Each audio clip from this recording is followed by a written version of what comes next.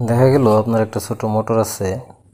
এই মোটরটা দিয়ে আপনার হয়তো ফুলের বাগানে অথবা গরুর খামারে অথবা এমনি কোনো শীট মিটে পানির প্রয়োজন পড়ে। দেখা গেছে এখানে আপনার মোটরটা একটু দূরে, ওইখান থেকে আপনার ফিতা পাইপ দিয়ে পানিটা নিতে অনেকটা ফিতা পাইপ লাগে। সেক্ষেত্রে দেখা গেছে যে ওই পাইপটা বেশি লম্বা হওয়ার কারণে একটু অযত্ন থাকে। অযত্নের কারণে দেখা গেছে পারানি হইতেছে, তারপরে রিক্সা খেতেছে অথবা সাইকেল চালাইতেছেন অথবা মোটর সাইকেল খেতেছে। হ্যাঁ, সবসময় পাড়া ধরায় দেখা গেছে পাইপটা 2-4 বার বা 6 মাস এরপর ওটা নষ্ট হয়ে যায়।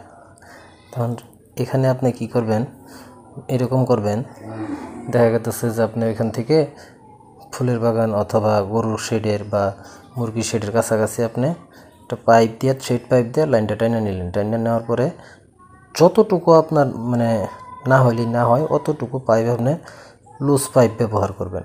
লুজ পাইপ ব্যবহার করলে দেখা গেছে আপনার লুজ পাইপটা ওটা দীর্ঘদিন স্থায়িত্ব হবো। এরপরে আপনার